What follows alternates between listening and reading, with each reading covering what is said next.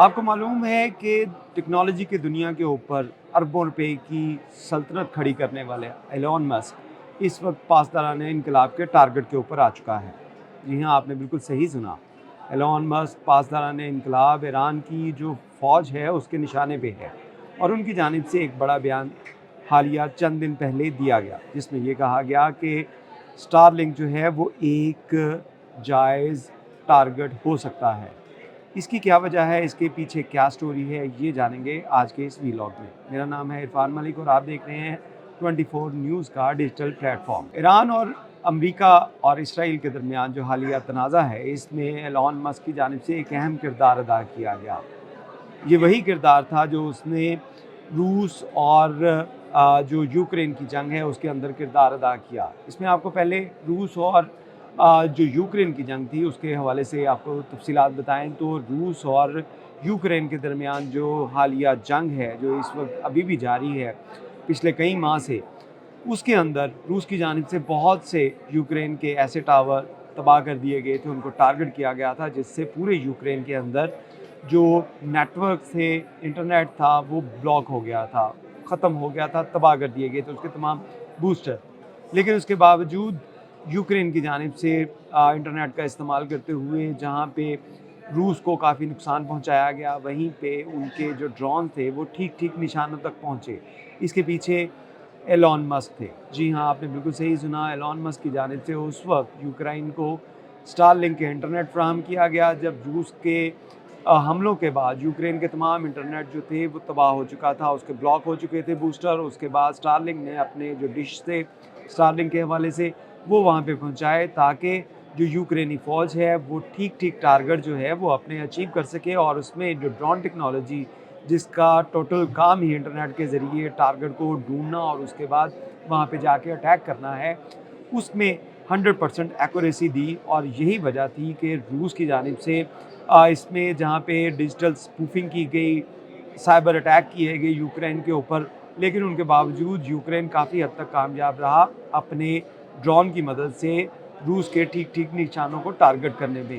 تو یہی وجہ ہے کہ جب جو روس اور یوکرین کی جنگ کے اندر، کیونکہ امریکہ اس کا بہت بڑا حامی تھا یوکرین کا، اور اس کے ساتھ ساتھ باقی جو نیٹو کے ممالک تھے، یورپ کنٹریز تھی، وہ تمام لوگ جو یوکرین کے ساتھ تھے، تو یہی وجہ تھی کہ ایلون مسک نے بھی ان کا ساتھ دیا۔ یہاں پہ ایران اور اب بات کریں اگر اسرائیل اور امریکہ کے درمیان جنگ کی، تو اس میں بھی آپ کو نظر آئے گا کہ امریکہ اور اسرائیل ایک طرف ہیں اور ایران جو ہے اس کے خلاف لڑ رہے ہیں، تو اس میں بھی ایلون مسک نے ایک اہم کردار ادا کیا۔ ایلون مسک کی جانب سے یہ کردار ادا کیا کہ جب ایران کے اوپر امریکہ کی جانب سے حملے کیے گئے، اسرائیل کی جانب سے حملے کیے گئے، تو اس میں ایران نے جو ڈیجیٹل کمیونیکیشن اس کو روکنے کے لیے اور سائبر اٹیک کو روکنے کے لیے ایران کے اندر اس وقت بھی موجودہ ٹائم کے اندر بھی جو انٹرنیٹ کے اوپر کافی بلاکٹ لگایا گیا۔ یہ پوری دنیا کو تو نظر نہیں آ رہا تھا، لیکن اس کے اندر یہ چیز ثابت ہوئی کہ جو گوگل کے اوپر اگر آپ کسی جگہ کے اوپر کچھ سرچ کرتے ہیں، گوگل کا پیج تو آپ کے سامنے آ سکے گا، باقی پیجز تو سافٹ ویئر یا ویب سائٹ کے پیج تو آپ کے سامنے آ سکیں گے، لیکن وہ اس کے اوپر آگے مزید ورکنگ نہیں کر پائیں گے۔ تو یہی وجہ تھی جس میں ایران کے اندر مکمل طور پہ اس کے اوپر شٹ ڈاؤن تھا، اور اس کے بعد سٹار لنک کی انٹری ہوئی۔ آپ کو یاد ہوگا ایران اور امریکہ کے درمیان جنگ سے پہلے بھی جب وہاں پہ بہت زیادہ احتجاج چل رہے تھے، تو ایسی خبریں سرگرم تھی، ایسے جو ہے ویڈیوز سامنے آ رہی تھی جس میں احتجاج کرنے والوں کے پاس سٹار لنک کے جو ان کے ڈشز ہیں وہ موجود تھی، ان کے پاس سیٹلائٹ کے ان کے ڈیجیٹل ڈیوائسز تھی، اور ان کے ذریعے وہ پوری دنیا کے ساتھ رابطے میں تھے۔ اس میں پہنچنے میں بھی جو ڈیجیٹل ڈیوائس تھی سٹار لنک کی، اس کو ایران میں سمگل کیا گیا تھا، اور بڑی تعداد میں جو امریکہ کی جانب سے اس کے اوپر کلیم بھی کیا گیا، اور امریکہ کی طرف سے یہ دعویٰ بھی کیا گیا کہ بہت سے سٹار لنک کے جو ڈیوائسز ہیں ان کو ایران میں سمگل کروایا گیا تاکہ لوگوں کو انٹرنیٹ تک رسائی ہو سکے۔ اس جنگ کے اندر بھی ایران کی جانب سے جب انٹرنیٹ بلاکیج کیا گیا، تو اس کے بعد سٹار لنک کی مدد سے جہاں پہ لوگوں کے اندر انٹرنیٹ فراہم کیا گیا ڈیوائسز کے ذریعے، وہیں پر یہ ڈیوائسز جو تھی وہ خفیہ نگرانی اور انٹیلیجنس کے لیے بھی یوز کی گئی۔ ایسا ماننا ہے پاسداران انقلاب کا، اور بہت سی رپورٹس بھی ایسی ہیں جس میں یہ بتایا گیا کہ ایلون مسک کے سٹار لنک کی مدد سے امریکہ اور اسرائیل کو ईरान के अंदर के जो हालात हैं उसके जो डिजिटल एविडेंस मिले और उसके साथ साथ जो सैटेलाइट की मदद से तस्वीर मिली, उसमें भी एलॉन मस्क के सैटेलाइट जो थे उन्होंने काफ़ी अहम किरदार अदा किया। ये बात जो पासदारान इनकलाब तक पहुंची है, तो उसके बाद क्योंकि अब जो है वो अमेरिका जो ईरान की इस वक्त सुप्रीम लीडर के पास तमाम फ़ौज के इख्तियारात भी आ चुके हैं, उनकी जानिब से ये फ़ैसला किया गया है मुज्तबा ख़ामनई की जानिब से कि एलॉन मस्क का जो स्टारलिंक है और जो इसका सैटेलाइट है उसको टारगेट किया जा सकता है। और उसके बाद इस वक्त पेंटागन और इसराइल और उसके साथ साथ जो डिजिटल टेक्नोलॉजी की दुनिया है उसके अंदर एक खलबली मच चुकी है कि अगर स्टारलिंक को नुकसान पहुंचाया जाता है, इसके सैटेलाइट को फ़िज़ा के अंदर नुकसान पहुंचाया जाता है, तो ये जंग एक नया रुख इख्तियार कर जाएगी। इससे पहले आज तक जो है वो कभी भी किसी सैटेलाइट को इस तरह टारगेट नहीं किया गया, लेकिन पासदारान इनकलाब की जानिब से ये अब दावा किया जा रहा है कि अगर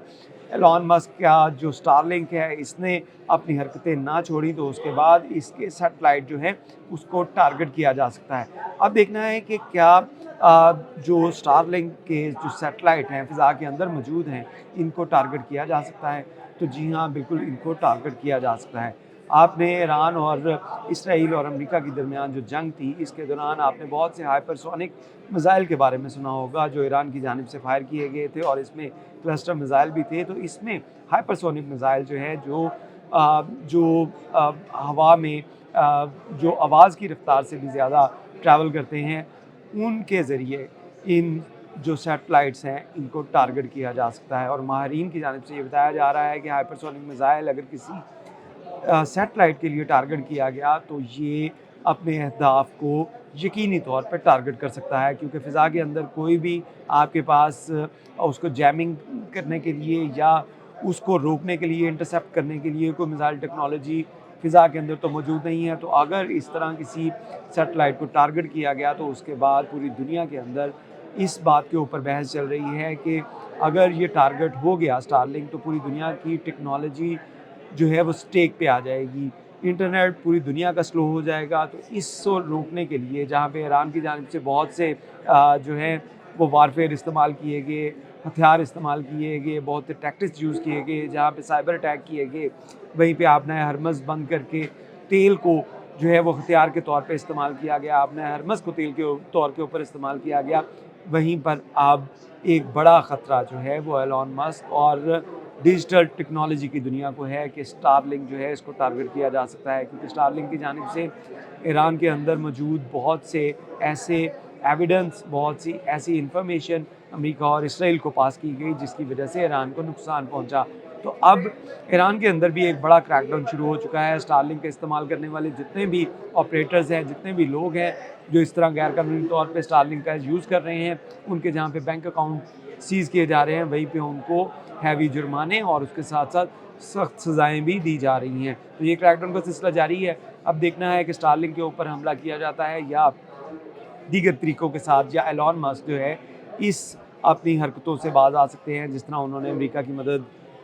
की मदद जो है वो की यूक्रेन के अंदर, और यहाँ पे अब ईरान के अंदर जिस तरह मदद की। तो इस मदद को रोकने के लिए क्या ये टेक्नोलॉजी को रोका जाएगा, ये आइंदा आने वाला वक्त बताएगा। बहुत शुक्रिया।